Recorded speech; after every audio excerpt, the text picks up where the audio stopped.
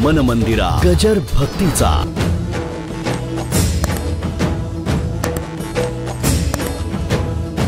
संध्या केव्हा करावी, कशी करावी, कुणी करावी, केव्हा कुठे करावी, कोणत्या दिशेला तोंड करावं याला बंधन आहे. नामस्मरणाला कुणी करावं, कुणी केव्हा करावं, केव्हाही कसं करावं, कसंही. निजल्याने गाता उभा पांडुरंगण बैसल्या कीर्तन करीता अडवले. म्हणून ज्ञानेश्वर महाराज म्हणाले, आता हे झालं सगळं, आपल्या ज्ञानाचं दर्शन झालं सगळं खरं, आता सर्व माणसांना कळेल आणि चटकन उद्धार होईल असा हरिबद्दल सांगावं. आणि त्या हरिबद्दलचे लिहिलेले 28 अभंग. आता एक समजा महत्त्वाचा मुद्दा लक्षात घ्या, हरिपाठाची भाषा सोपी आहे म्हणून त्यातले विषय सोपे आहेत असं समजण्याची गफलत करू नका. त्याचा नित्यपाठ केल्यानंतर ते विषय तुमच्याशी बोलू लागतील, त्यातलं तत्त्वज्ञान तुमच्याशी बोलू लागेल, पण नित्यपाठ करायला पाहिजे. म्हणून हरिपाठात म्हटलं आहे, नित्यनेम नामी ते प्राणी दुर्लभ लक्ष्मी वल्लभ तयाजवळी. नित्यनेमाने कोणचं कर्म करणारा प्राणी दुर्लभ आहे. आणि जेव्हा तुम्ही नित्यनेमाने करता तेव्हाच ते कर्म फलद्रूप होतं. आणि म्हणून हरिशब्दाचा अर्थ मोठा कौतुकाचा आहे. सर्व पापाते संहारी, सर्व दुःखाते संहारी, या लागे नाम बोलीजे हरी. हरी म्हटलं की संपलं, राम म्हटलं की संपलं. एक परवाच गोष्ट चालली होती वारीत किंवा कुठेतरी, की नामस्मरणामध्ये किती ताकद आहे, पण तसं म्हटलं पाहिजे आणि ते नित्यनेमाने म्हटल्यानंतर तेवढी येते. परवाच वारीत का कुठेतरी गोष्ट चालली होती. गंमत सांगतो आमच्या लहानपणची. लहानच आम्ही चांगल्या शाळेमध्ये शिक्षण होतं, सेंट टेरेसासमध्ये कॉन्व्हेंटमध्ये शिक्षण चालू होतं. आणि मग ते आम्ही अभ्यास करायचा, असं पान वाचायचं आणि वाचून काय करायचं, पाठ झाले की फाडून फेकून द्यायचं. एकाने मला विचारले, फेकून का देतं? आता पाठ झालं, करायचं काय उगीच आणखीन चोपडी जाड. वर्षाच्या शेवटी 1-2 पानं शिल्लक राहायची, कारण वाढून वाचून फेकून दिली. आता ठीक आहे, डोक्यात राहिलं म्हणून ठीक आहे, नाही राहिलं तर. पण अर्थ कळला का? एकदा वाचल्यानंतर संपलं. माझं म्हणणं कळलं? ते वाचलं म्हणून वर्षभर जी पुस्तकं तुम्ही अगदी दसऱ्याला सरस्वती काढून पूजा करता, 30 एप्रिलपर्यंत रद्दी म्हणून विकून टाकता. काय हां नाही का? अगदी सकाळचा पेपर म्हणजे काय, ओ हो हो, काय उत्सुकता असते. घरामध्ये सुद्धा आपल्या स्पर्धा असते, आमच्या घरामध्ये सुद्धा असते. पहिला पेपर माझ्या हातात येतो. आता मी I am head of the family, it's quite natural. मग वाचला की फेकून देतो. मग आमची मंडळी बघते, माई साहेबांनी आमचा टाईम बदलून घेतला, ते तुमचं संपल्यानंतर 11 वाजता. मुलं अधूनमधून बघितली, पण एकदा वाचला की तो रद्दी. कळलं? इथे का पेपर पडला आहे? कालचा आहे ना, द्या फेकून.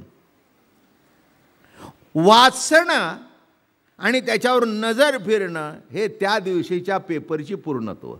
वाचला की संपला, रद्दी. तसं ज्ञान परिपूर्णतेला आलं की, मी बोलत नाही तुम्ही बोला, काय झालं, फुटलं, संपलं, काही त्याचा उपयोग नाही, आता काही कारण नाही, संपलं. हां, तसं या ठिकाणी महाराज म्हणतात, आता जाऊळ म्हणजे ऐके जे की जाईची कुसुम कळिका. सांगायची गरज नाही, मी सांगितलं आतो. तेवी उमटे ते स्फुरण खुण, तेची स्फुरणाचे ते अवसान. तदार्थी निदर्शक आणिके देतो, तरंगाचे रूप येणे तयाचे नाव निमणे. का विजूचे उदय जणे तोची असतू. सुंदर सांगतात. पाणी तरंग रूपाला आलं, तरंग रूपाला आणि हे संपणं. ज्ञानाचा निश्चय अज्ञानाशी ठावची नाही. चिन्मात्रे विण काही असे ना जेथे आहे ते सगळं चिन्मात्र आहे. दिसून तिथून चिन्मात्र आहे. तिथे काय आहे? तरंग काय? कल्लोळ कंचुकन फेडिता उघडे उदक तेवी जगेसी सम्यक स्वरूप जो. चांगदेव 65. कल्लोळ कंचुक न फेडिता उघडे उदक. कल्लोळ कंचुक नाही का? कल्लोळ आहे, तरंग आहे, लाटा आहेत. आपण म्हणतो काय सुंदर लाट आहे, काय सुंदर तरंग आहे. अशी अशी फुलं फुलं सुंदर निर्माण होतात. हे सगळी नावं बरी आहेत. तरंग काय, लाट काय, अरे पण कुठं आहे हे? आहे ते पाणीच आहे ना, आहे ते पाणीच आहे. दाखव तरंग कुठं आहे, दाखव जीव कुठं आहे, दाखव जगत कुठे आहे, दाखव परमात्मा कुठे आहे. परमात्माही संपला, जगत संपलं, जीव संपलं, परमात्मा संपला. मग उरलं काय? द्रंग मात्र दृष्टा, चिन्ह मात्रची, चिन्ह मात्र. म्हणून या ठिकाणी महाराज म्हणतात, एव ज्ञानाचा उत्कर्ष करी ज्ञातेपणाचा ह्रास, तेची संधी सनाश अज्ञानाचा. उत्कर्ष, ज्ञानाचा परिपूर्ण उत्कर्ष ते संपलं, उत्कर्ष इथे संपलं. बरं का, नीट लक्षात घ्या. हे विषय थोडंसं एक अध्यात्माची बॅकग्राऊंड असेल तर कळेल. मी माझ्या परीने जेवढं सोपं सांगायचा प्रयत्न करतो, जास्तीत जास्त सोपं. भाषासुद्धा काही मोठी वापरत नाही, पण आतला जी टेक्निकल लँग्वेज आहे ती थोडीशी, तरी पण ती अतिशय सोपं केलं. ज्ञान शब्दसुद्धा कितीतरी शब्दाने सांगितलं. गुणमय ज्ञान, वृत्ती ज्ञान, सत्ता ज्ञान, सत्ता मात्र ज्ञान, चिन्मात्र. म्हणजे जितक्या परीने एकेकावर एक एक या शब्दावर एक एक दिवसाची प्रवचन केलीत, तुम्हाला नीट समजावं म्हणून. मग काय म्हणाले या ठिकाणी? तरंग रूपेणे तयाचे नावनी म्हणे का विजूची. हे बघा आता गंमत बघा, वीज म्हणे तोपर्यंत संपली. अरे वीज बघ, बघ म्हणे तोपर्यंत संपली. कळलं तुम्हाला? तसं ज्ञान परिपूर्णत्वाला ज्ञान म्हणे तोपर्यंत संपून गेलं. काय दृष्टांत देतात ज्ञानोबा? काय म्हणला? Lightning. He went and come like a lightning, just like a lightning. असं असं असं नसतं, जस्ट लाईक दिस लाइटनिंग. कसं गेलं? असं गेलं.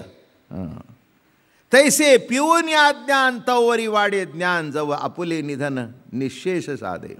एव ज्ञानाचा उत्कर्ष करी ज्ञातेपणासे ऱ्हास, तेची संधीस ज्ञास अज्ञानाचा. ज्ञानाचा विलास नामरूपाचा आभास, त्या नामरूपाचा समावेश ज्ञानमात. ज्ञानाचा विलास म्हणजे काय? नामरूपाचा. हे सगळं नामरूप हा विलास आहे परमात्म्याचा. नामरूपाला आलं म्हणून काय नामरूपा झालं का? हा विलास आहे. नामरूप काय आहे? नाही का? मी ज्ञान मात्र आहे, तुम्ही ज्ञान मात्र आहे. ज्ञान हे तुमचं माझं स्वरूप आहे, बरोबर काय? नाव बाबा महाराज हा त्याचा विलास आहे. माझं रंगरूप हा त्याचा विलास आहे. हा त्याचा काय आहे? ज्ञान मात्र सत्तेचा हा विलास आहे. याच्यापेक्षा दुसरं काही नाही आहे. विलास आहे. दूध आहे, श्रीखंड हा विलास आहे, दही हा विलास आहे, नाही का? मठ्ठा हा विलास आहे, बासुंदी हा विलास आहे. काय? तसं मूळचं दूध पाहिजेच बरं का. दुधाशिवाय बासुंदी नाही, दुधाशिवाय आईस्क्रीम नाही. हे सगळं श्रीखंड दुधाशिवाय नाही. पण आहे तो काय? बघा, एखाद्याच्या पुढे नुसतं जेवायला बोलवलं आणि त्याला नुसतं दूध ठेवलं साखर टाकून. काय आळशी बाई आहे? काय झालं? काय झालं काय म्हणले? माझ्यासमोर नवऱ्याने पिशव्या आणल्या, तिने उतलं गरम केलं आणि तसंच ठेवलं, नीट गरम सुद्धा झालं नव्हतं. बरोबर आहे. काय केलं होतं? श्रीखंड. तेही थंडच होते की. मन मंदिरा गजर भक्तीचा.